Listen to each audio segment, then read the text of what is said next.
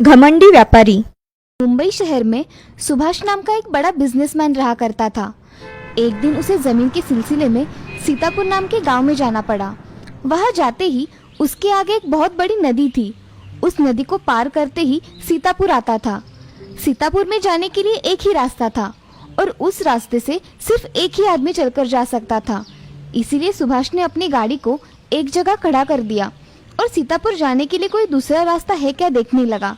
तभी उसे नदी में एक नाव दिखाई देती है। उस नाव में एक नाव चलाने वाला था। सुभाष मन ही मन सोचता है, अगर मैं नदी से गया तो मुझे ज्यादा देर नहीं लगेगी और मैं 30 मिनट में नदी के उस पार पहुंच सकता हूँ। ऐसा सोच उसने नाव वाले को आवाज लगाई। अरे भैया जरा इधर आओ, मुझे सीतापुर गांव में जाना है। क्या तुम मुझे तुम्हारी नाव में छोड़ दोगे? हाँ मालिक, मैं छोड़ दूंगा आपको। ऐसा कहकर नाव वाले ने उसके पास नाव खड़ी कर दी। सुभाष उस नाव में बैठ गया और नाव को नाव वाला चलाने लगा। तभी सुभाष नाव वाले से कहता है, क्या तुम्हें पता है तुम्हारे नाव में कौन बैठा है? नहीं साहब, मुझे कुछ भी नहीं पता कि आप कौन हैं।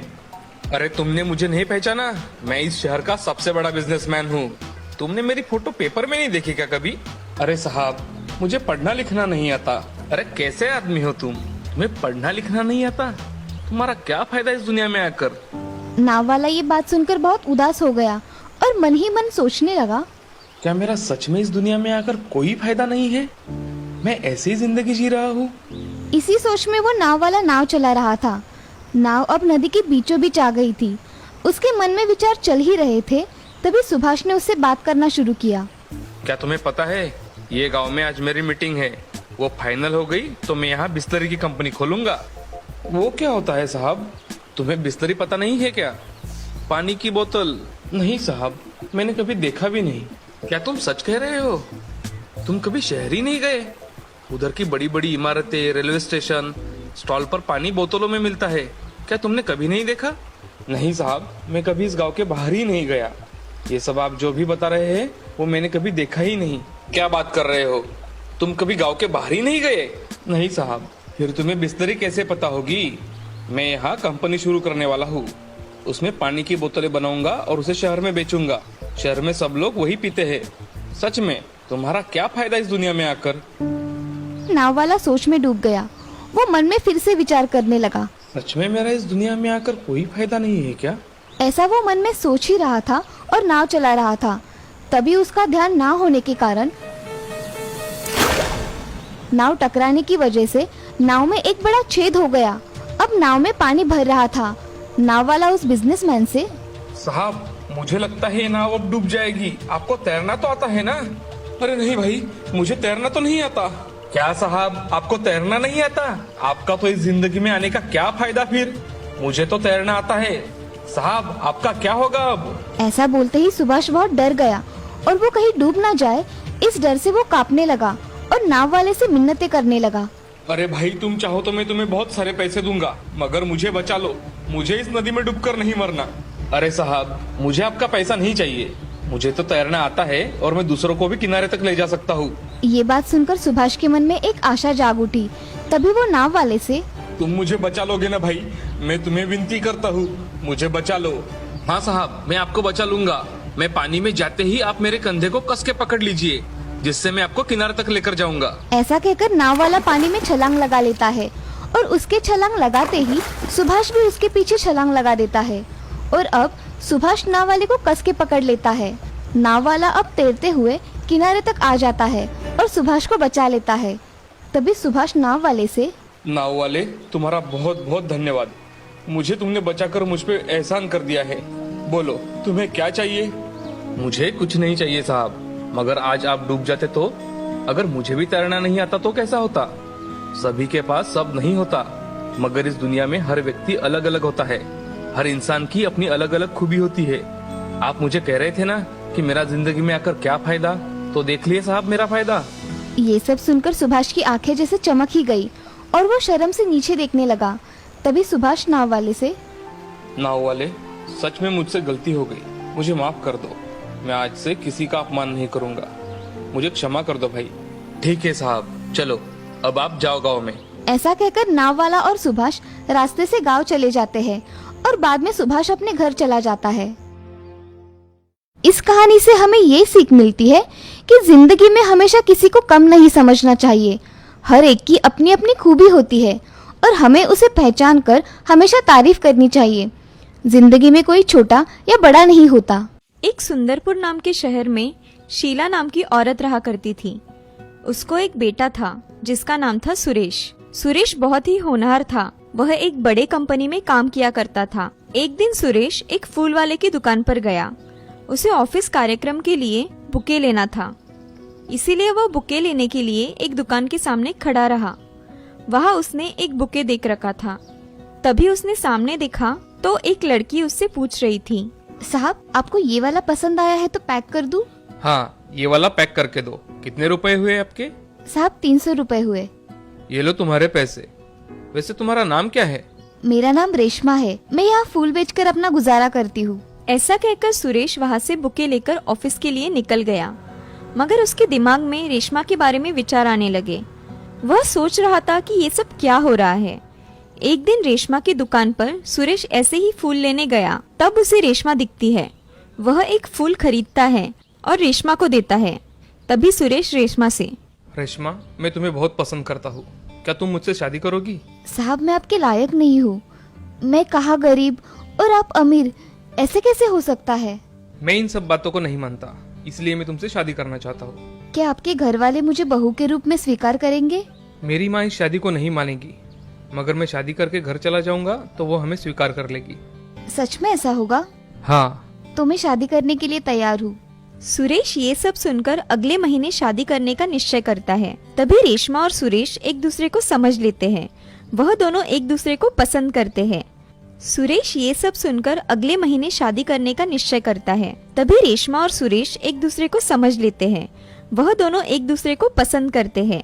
अब वह मंदिर में जाकर शादी कर लेते हैं और शादी करने के बाद सुरेश कहने के मुताबिक उसे अपने घर लेकर चला जाता है। उसकी माँ उसे देखती है तो बहुत खुश हो जाती है, मगर उसके साथ लड़की देख उससे पूछती है, अरे सुरेश, ये कौन है तुम्हारे साथ?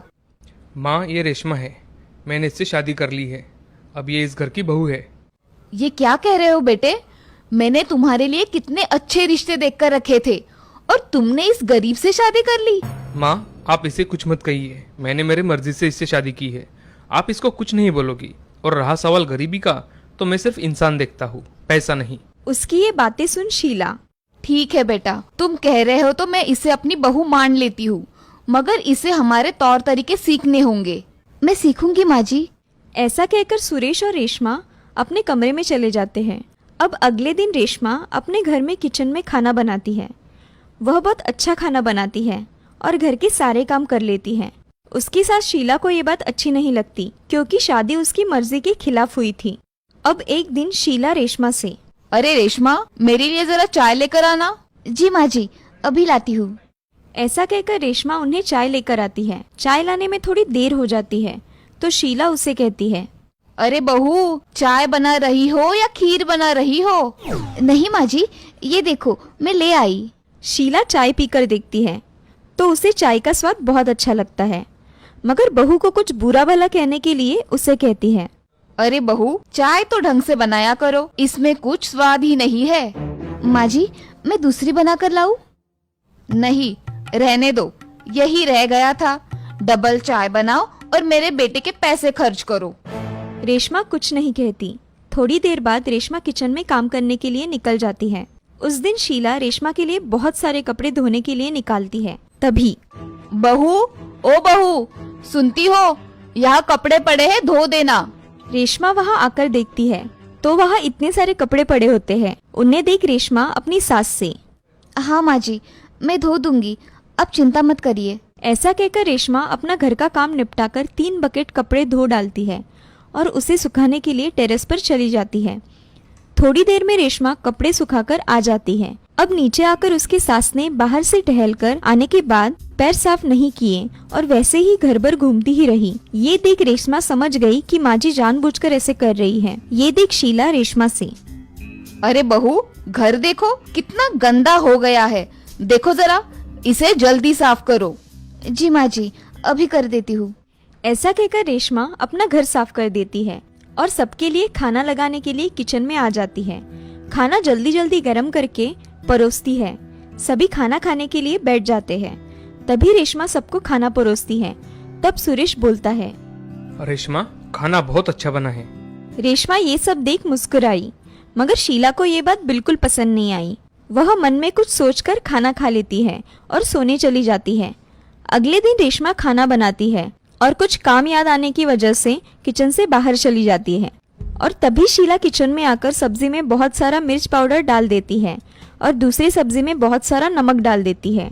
ये सब डालने के बाद शीला किचन से बाहर जाकर हॉल में बैठ जाती है। अब शीला रेशमा से बोलती है, अरे बहू, ओ बहू, आज खाना नहीं बनाया क्या? बनाया है ना माँ जी, मैं आपको खाना परोस देती हूँ। नहीं, अभी नहीं, अभी सुरेश आएगा, उसके साथ ही खाना खाऊंगी। ठीक है माँ जी, मैं बाकी के काम कर लेती हूँ। हाँ ठीक है। ऐसा कहकर शीला हॉल में पेपर पढ़ रही थी। तभी थोड़ी ही देर में सुरेश घर आ गया। उसे देख रेशमा, अजी आप आ गए? माँ जी कब से आपका खाने पर इंतजार कर रही है। अच्छा तुम खाना लगाओ, मैं फ्रेश होकर आता हूँ।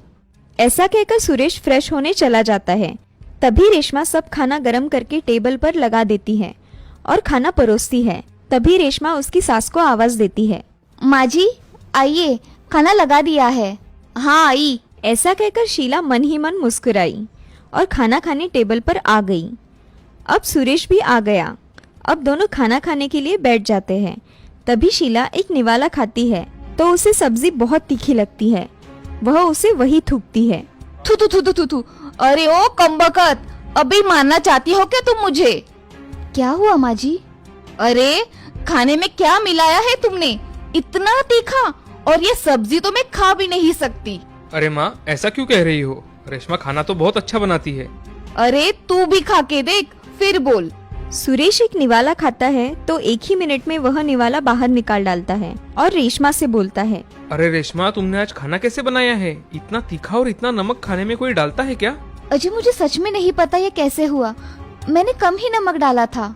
रेशमा अगली बार ऐसी गलती नहीं होनी चाहिए, समझी? ऐसा खाना बनाओगी तो माँ तुम पर और गुस्सा हो जाएगी। जी अगली बार मैं ध्यान रखूंगी। अच्छा ये खाना डाल दो और दूसरा खाना जल्दी बनाओ, मैं बाहर हूँ। जी मैं अभी बनाती हूँ। ऐसा कहकर रेशमा किचन में जाकर खाना बनाती है, मगर मन में सोचती है कि ये कैसे हुआ? मैंने तो नमक और मिर्च पाउडर सही तरीके से डाली थी, ये कैसे हो गया? रेशमा अब जल्दी जल्दी में खाना बना लेती है और खाना बनाकर सबको फिर से बुला लाती है।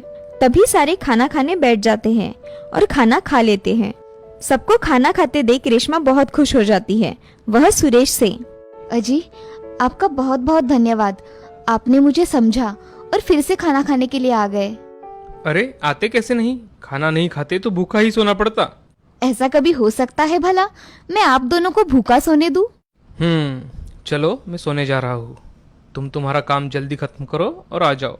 जी मैं काम खत्म करके आती हूँ। ऐसा कहकर रेशमा किचन का काम करने चली जाती है। सुरेश भी सोने के लिए चला जाता है। शीला भी सोने चली जाती है और मन में बहुत खुश हो जाती है। शीला मन ही मन में, आज कैसे सबक सिखाया है रेशमा के बच्ची को। ऐसा कहकर शीला खुशी खुशी सो जाती है। अगले दिन शीला घर में बैठी थी तो उसके घर में एक दूर की रिश्तेदार सुमन आती है। कोई है घर में? अरे सुमन आओ ना, कैसे आना हुआ? अरे तुम्हारे ही काम से आई हूँ। ये देखो लड़की तुम्हारे बेटे के लिए बहुत पैसे वाली है और ढेर सारा दहेज भी मिलेगा। अरे उसका अब क्या फायदा? क्या हुआ, तुम ऐसे क्यों बात कर रही हो? अरे मेरे बेटे ने छुपके से शादी कर ली, अब मैं कुछ नहीं कर सकती। अरे शीला देखो, अगर तुमने तुम्हारी बहू को इस घर से निकाल दिया तो तुम लाखों रुपए की मालकिन बन सकती हो और तुम्हारे बेटे का भविष्य उज्जवल हो जाएगा। हाँ तुम सही कह रही हो, मैं कुछ करती हूँ। मैं अभी चलती हूँ।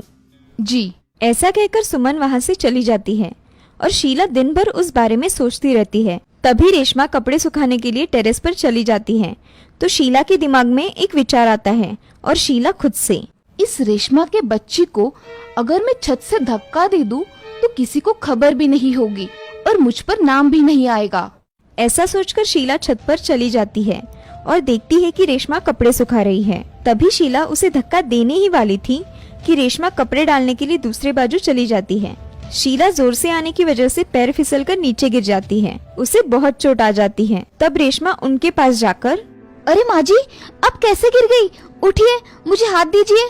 शीला दर्द से बहुत तड़प रही थी।